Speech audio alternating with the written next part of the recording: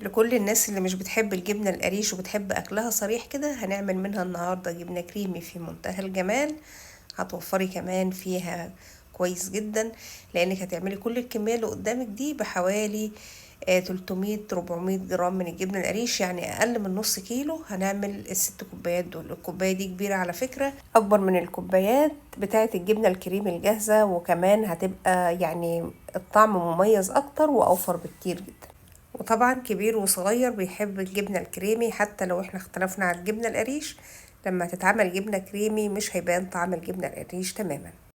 اللي أول مرة يشوفني، أنا سمية من مطبخ مصر. يشرفني جدا اشتراككم وانضمامكم معانا في القناة، وياريت كمان تفعلوا زر الجرس على الكل علشان يوصلكوا إشعار بكل فيديو جديد هننزله. يلا بينا كده نسمي الله ونصلي على رسول الله ونبدأ فيديو النهاردة ونشوف احنا هنعمل ايه. وياريت بعد اذنكم مهم جدا جدا تدعموا الفيديو باللايك علشان يترفع ويتشاف. في الخلاط بتاعنا العادي، او لو عندنا يعني الكبة او اي حاجة تقدري تطحني فيها المكونات بتاعتك كويس، يبقى كويس جدا وهتبدأي تستخدميها. طبعا المضرب مش هينفع معانا في الوصفة دي. انا عندي كده الجبنه القريش انا عاملاها انا في البيت، وبعدين عندي كمان الميه اللي بتستخرج منها، اللي هي يعني احنا بنسميها الشرش بتاع الجبنه. فانا كده الجبنه انا مصفياها تماما مفيش فيها ميه، بس يعني هحتاج منها شويه دلوقتي واحنا بنحط الجبنه القريش في الكبه.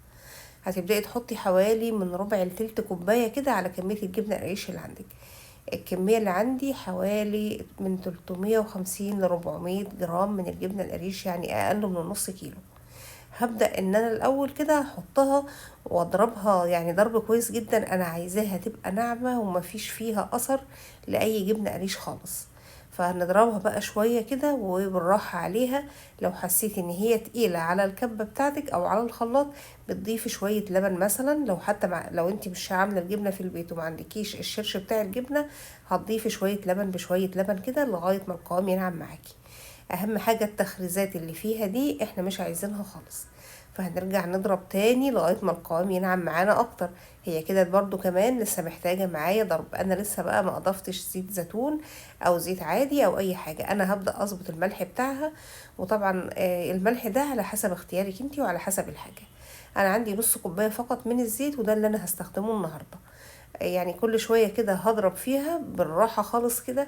هبدأ ان انا اضيف الزيت خط رفيع كده زي ما احنا شايفين وهي شغالة، واسيب بقى الزيت كده ينزل براحته. وفي اثناء الضرب تحسي ان القوام بدأ يتقل معاكي.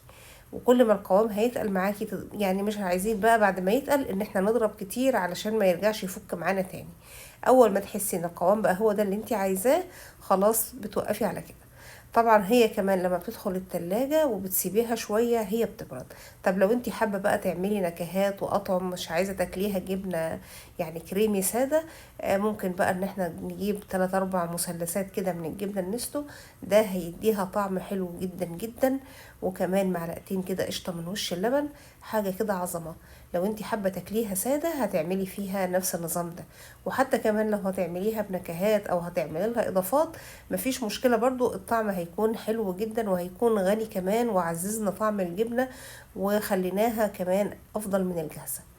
هنضرب الحاجات دي فيها. وطبعا زي ما احنا عارفين سواء الجبنة النستو او القشطة مش محتاجين يعني ضرب عالي ولا حاجة، يعني ضربتين كده وهنبدأ ان احنا نفصل عليها. تمام كده.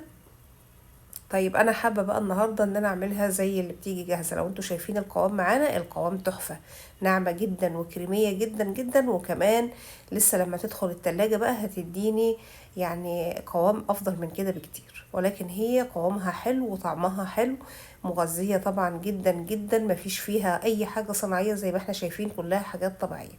حابه تحطي بقى ساده زي ما احنا شايفينها كده، يعني بطعم الجبنه النستو والقشطة بس كده حلو قوي زي الفل. هتعملي سواء واحدة يعني كاس او اتنين زي ما تحبي. بعد كده انا هقسم الخليط اللي عندي.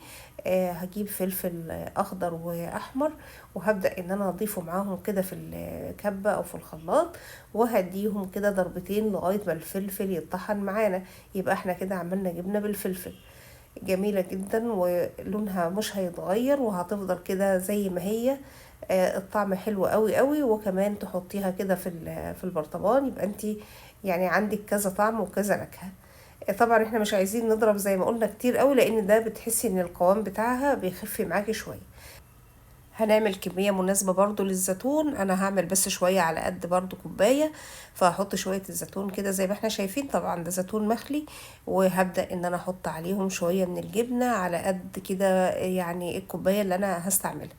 وبرضو هديهم ضربتين لغاية ما الزيتون يتفرم. على فكرة لو انتي مقطعة الحاجات دي ناعم جدا، ممكن تقلبيها في الجبنة من غير ما ترجعي تضيفيها في الكبة تاني، يعني زي ما يريحك. انا هفرم برضو الزيتون، يبقى عندي بالزيتون وعندي بالفلفل وعندي السادة، وكمان عندي لانشون هقطع فيها لانشون وفلفل وحاجات زي كده.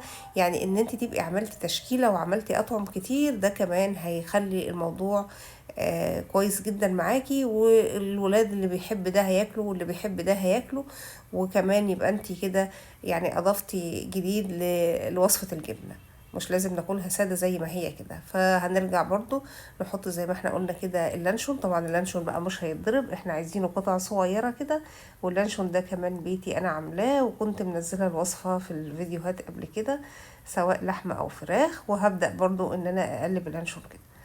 تمام كده، يبقى احنا عملنا دلوقتي اللي باللانشون واللي بالفلفل واللي بالزيتون والساده.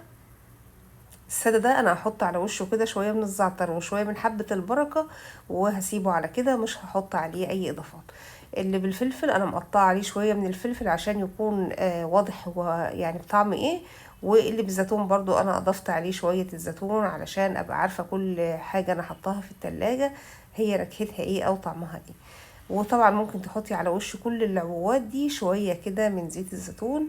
وطبعا هو صحي جدا، وزيت الزيتون يعني من الحاجات اللي ما يختلفش عليها حد، وطعمها حلو جدا مع الأجبان والمعجنات والحاجات دي. يعني الوصفة سهلة بسيطة جدا جدا، مفيش فيها تكلفة كتيرة، وكمان هتنفعك لو عندك جبنة قريش في التلاجة ومحدش بياكلها، او يعني ولادك مش بيحبوا الجبنة القريش وانت عايزة تدخليها لهم في الاكل.